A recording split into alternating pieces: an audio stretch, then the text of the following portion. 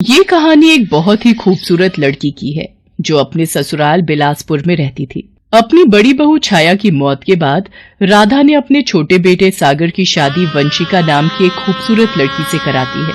शादी के बाद वंशिका ने घर की सारी जिम्मेदारियों को संभाल लिया था।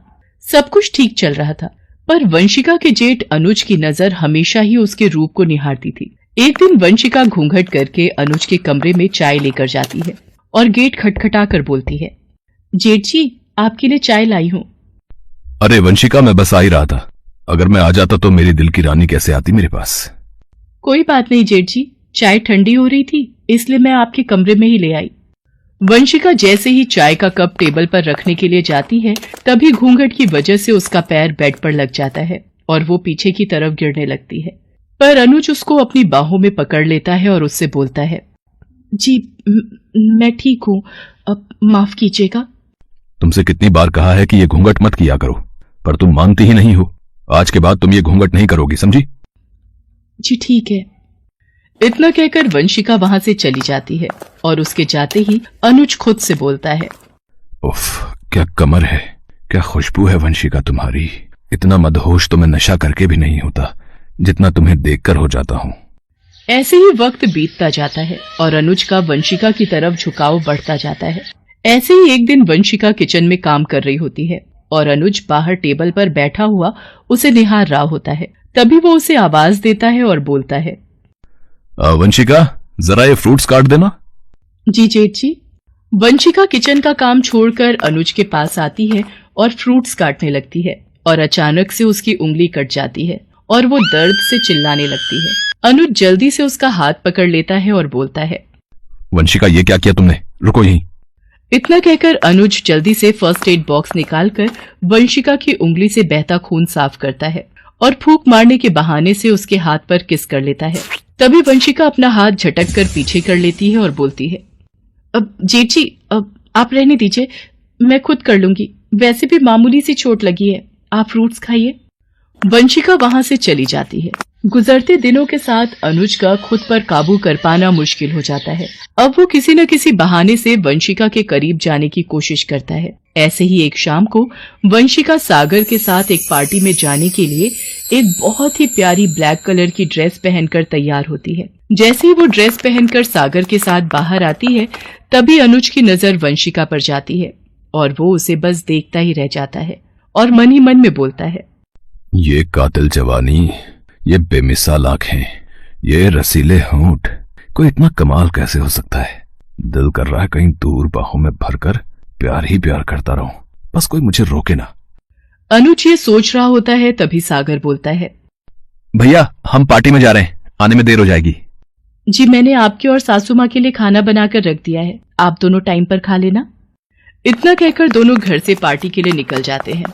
तभी अनुज मन ही मन में सोचता है, सागर क्यों मेरी वंशिका को छू रहा है, उसके इतना करीब जा रहा है, उसको छूने का हक सिर्फ मुझे है। इतना कहकर वो उन दोनों के पार्टी से आने का इंतजार करता है। रात के करीब 2 बज जाते हैं। सागर वंशिका को अपनी गोद में लिए हुए घर आता है। दोनों को इस तरह करीब देखकर अनुज के तन बदन में आग लग जाती है। तभी सागर की नजर अनुज पर जाती है और वो जल्दी से वंशिका को अपनी गोद से नीचे उतारता है और बोलता है, भैया आप अभी तक सोए नहीं, क्या हुआ? वो बस नींद नहीं आ रही थी। वंशिका तुम रूम में चलो, मैं आता हूं। भैया किसी बात से परेशान है आप? अरे नहीं नहीं, ऐसा कुछ नहीं है, तुम जाकर सो जाओ, थक गए होगे। अनुज की बात सुनकर सागर अपने कमरे में चला जाता है। वहीं अनुज भी अपने कमरे में जाता है, पर उसकी आंखों के आगे वंशिका का चेहरा घूमता रहता है। थक हार कर वो उठकर बैठ जाता है और अपनी अलमारी में से एक परफ्यूम की बोतल निकालता है जो उसने वंशिका के कमरे से चुराई थी। वो उसे अपने हाथों पर स्प्रे करता है और फिर फोन में वंशिका की तस्वीर देखते हुए बोलता है, वंशिका तुम क्यों मेरे प्यार को समझ नहीं रही हो? तुम्हें नजर नहीं आता मैं तुम्हें कितना चाहता हूँ, कितना बेचैन हूँ तुम्हारे पास आने के लिए। एक बार मुझे अपने करीब आने का मौका तो दो, मैं तुम्हें दुनिया की हर खुशी दूंगा, तुम्हें रानी बनाकर रखूंगा।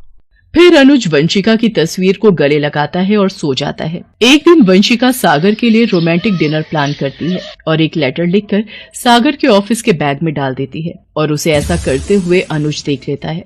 वो मौका पाकर लेटर सागर के बैग से निकाल लेता है और अकेले में जाकर उसे पढ़ता है, जिसमें लिखा होता है, मेरी जान, आज रात तुम्हारे लिए कुछ खास प्लान किया है, तो हाँ जल्दी आना। ये लेटर पढ़कर अनुज बहुत खुश होता है और मन ही मन में बोलता है, अच्छा तो ये सब चल रहा है, पर अब सागर नहीं बल्कि तुम्हारा ये दीवाना आशिक अनुज पहुंचेगा तुमसे मिलने के लिए आज। अनुज की इस हरकत से बेखबर वंशिका शाम की तैयारी में लग जाती है और सब कुछ अच्छे से तैयार करती है। तो वहीं अनुज सागर को काम में बिजी रखता है ताकि वो देर रात तक घर ना आ सके। रात हो जाती है। वंशिका अच्छे से तैयार होकर अपने कमरे में सागर के आने का इंतजार कर रही होती है।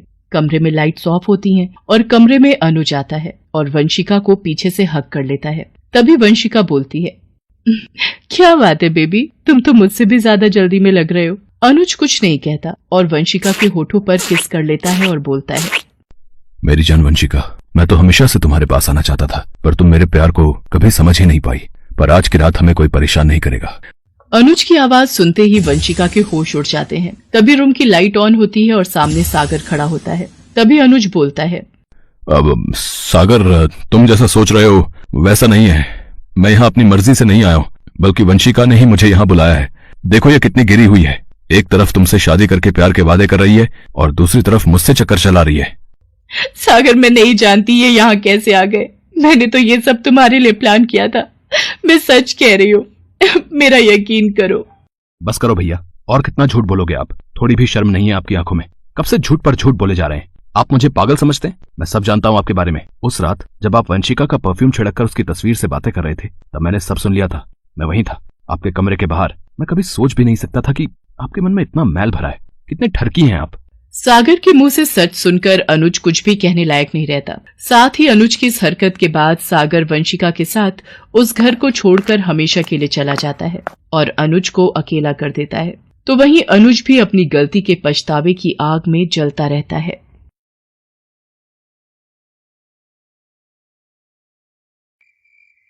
राजकुमार अपने बिस्तर पर करवटें बदल रहा था। ऐसा लग रहा था वो किसी का इंतजार कर रहा है। तभी उसके कानों में धीमी धीमी पायल की आवाज आई। कुछ ही पलों में छन छन करती पायल की आवाज धीरे धीरे करके उसके बिल्कुल करीब आने लगी।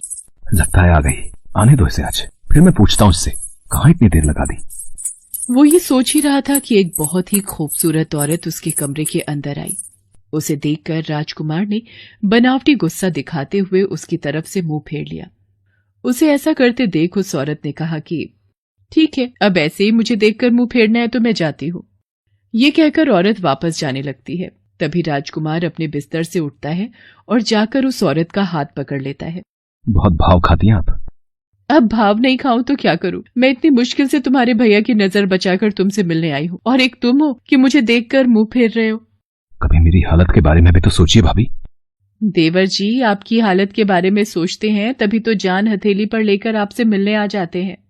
नंदिनी की इस बात को सुनकर राजकुमार के चेहरे पर चमक आ गई और उसने अपनी भाभी नंदिनी से कहा, भाभी और कब तक इंतजार करना है? छोड़िए भैया का साथ और भाग चलिए मेरे साथ।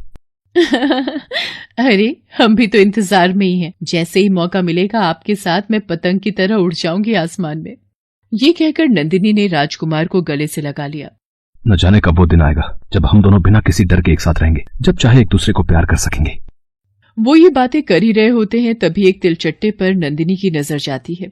तिलचट्टे को देखते ही वो जोर से चीख पड़ती है, आह तिलचट्टा! देवर जी इसे जल्दी भगाओ, इससे मुझे बहुत डर लगता है। राजकुमार अपनी चप्पल खोलता है और उसे तिलचट्टे पर फेंकने ही वाला होता है कि तिलचट्टा दूर भागने लगता है। उसे देखकर राजकुमार को बहुत गुस्सा आता है और वो चप्पल फेंककर तिलचट्टे पर मारता है। लेकिन चप्पल तिलचट्टे को ना लगकर कमरे में रखे एक महंगे गुलदस्ते पर लगता है। अगले ही पल गुलदस्ता नीचे गिरता है और उसके गिरने की आवाज आती है। जैसे ही गुलदस्ते के गिरने की आवाज आती है, राजकुमार चीखते हुए कहता है, इस तिलचट्टे को आज मैं छोड़ने वाला नहीं हूँ। बहुत नुकसान कर दिया इसने। वो फिर से चप्पल उठाता है और तिलचट्टे के ऊपर फेंकने वाला होता है। तभी उसकी नींद खुल जाती है और वो खुद को बिस्तर पर पाता है। अरे ये सब एक सपना था?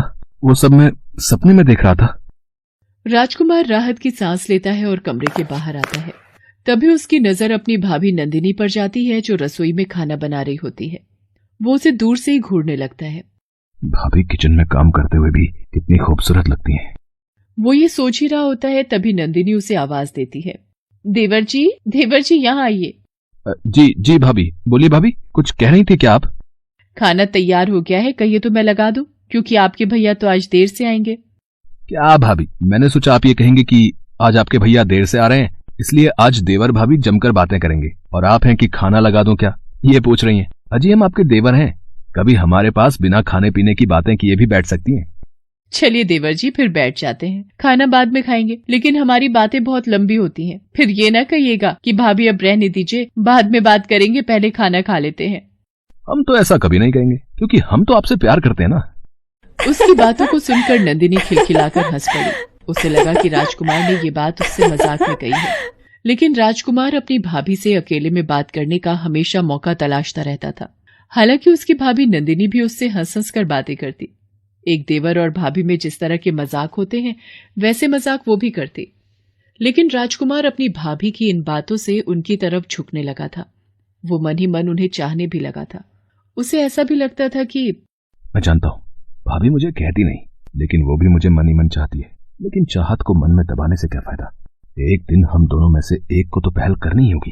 क्योंकि मैं ये बात पूरी गारंटी से कह सकता हूँ कि नंदिनी भाभी मेरे काले कलूटे दिनकर भैया से तो रत्ती भर भी प्यार नहीं करती होगी। 1 साल पहले की बात है। दिनकर की शादी नंदिनी से हो रही थी। मंडप पर खड़े सभी लोगों की निगाहें नंदिनी पर ही थी, क्योंकि नंदिनी थी ही इतनी खूबसूरत। गोरा रंग, घुंघराले बाल, खड़ी नाक और उसकी बड़ी बड़ी आंखें। एक बार जो भी उसकी तरफ देखता ही रह जाता। राजकुमार, तेरे भैया ने तो गजब की किस्मत पाई है? उनकी शादी में देर तो बहुत हुई, लेकिन इस देरी का फल देखो कितना खूबसूरत मिला है? तुम्हारी भाभी सच में लाखों में एक है। दिनकर दिखने में जितना साधारण था, नंदिनी उतनी ही खूबसूरत। शादी की पहली रात उसने नंदिनी से कहा, जानती हो नंदिनी, 5 साल पहले पंडित जी ने मेरी माँ से हाथ देखकर एक बात कही थी। कौन सी बात? दिनकर का साधारण रंग उसकी शादी के आड़े आ रहा था। उसकी शादी की बात कई जगह बनते बनते बिगड़ गई थी। एक दिन दिनकर के यहाँ एक बहुत बड़े पंडित जी आए हुए थे। दिनकर की माँ उन्हें बहुत मानती थी, क्योंकि वो जो कुछ भी कहते वो 100% सच होता था।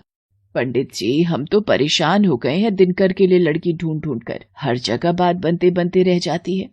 अरे आप परेशान क्यों होती हैं? ईश्वर ने सबकी जोड़ी बनाई है, आपके दिनकर के लिए भी जरूर कोई ना कोई होगी। अब वो कौन है ये तो पता चले पंडित जी। जरा इसका हाथ देखकर बताइए ना, कब तक इसकी शादी होगी भी कि नहीं होगी। पंडित जी ने दिनकर का हाथ देखना शुरू किया। कुछ ही पलों में उनके मुंह से निकला चांद। ये शब्द सुनते ही दिनकर की माँ के कान खड़े हो गए। उन्होंने पंडित जी से पूछा, चांद? मैं समझी नहीं पंडित जी। अरे आपके बेटे के भाग्य में तो चांद सी लड़की लिखी है। पंडित जी की बात कभी गलत नहीं होती थी, लेकिन इस बीच दिनकर की माँ चांद जैसी लड़की के इंतजार में स्वर्ग से धार गई। लेकिन उनका कहा सत्य हो गया। आप सचमुच चांद जैसी है नंदिनी। हम ठहरे काले कलूटे, हमारा आपका क्या मेल।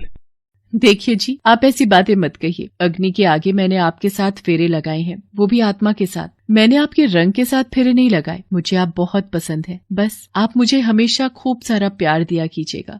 नंदिनी अपने पति से बहुत प्यार करती थी और दिनकर भी नंदिनी पर अपनी जान छिड़कता था।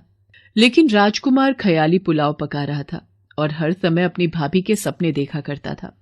एक दिन उसने अपनी भाभी से दिल की बातें कह दी। उस समय नंदिनी रसोई में काम कर रही थी। वो उसका हाथ पकड़कर बाहर ले आया। अरे कहाँ ले जा रहे हैं मुझे? कहीं घूमने जाना है क्या? भाभी, आज आपसे कुछ जरूरी बातें करनी है।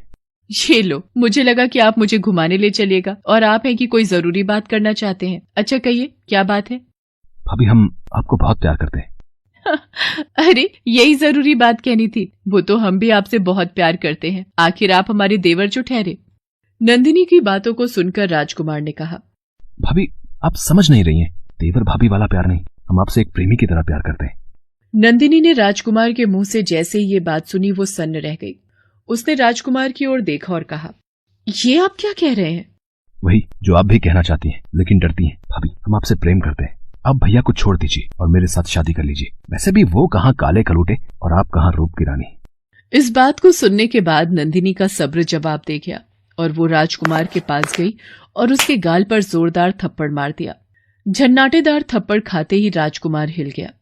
भाभी, चुप, एकदम चुप। अपनी गंदी जुबान से आप मुझे भाभी मत कहिए। अरे भाभी का मतलब समझते हैं आप? देवर जी, हर रिश्ते की एक मर्यादा होती है, एक सीमा होती है, उसे पार करने की कोशिश मत करिए, नहीं तो अनर्थ हो जाएगा। आपके भैया मेरे लिए ईश्वर के समान है। समान क्या, वो मेरे लिए सचमुच ईश्वर है। मैं उनको बहुत प्यार करती हूँ, बहुत। उनके लिए जान भी दे सकती हूँ। देवर जी, आपने मेरे और भैया दोनों के विश्वास को आज चकनाचूर कर दिया है। चले जाइए आप मेरी नजरों से दूर, नहीं तो मैं कुछ कर बैठूंगी। जाइए यहाँ से। ये कहकर नंदिनी फूट फूट कर रोने लगी। उसे रोता देख राजकुमार को अपनी गलती का एहसास हो गया। वो फौरन उनके पैरों पर गिर पड़ा और बोला, भाभी, आप रो क्यों रही हैं? रोना तो मुझ जैसे बेशर्म को चाहिए जो अपनी भाभी पर बुरी नजर रखता है। मैं सच में इस घर में रहने लायक नहीं हूँ। मैं आज ही ये घर छोड़कर चला जाऊंगा। लेकिन भाभी, जाने के पहले आपसे हाथ जोड़कर माफी मांगता हूँ। आप मुझे माफ कर दें। ये कहकर राजकुमार भी रोने लगा।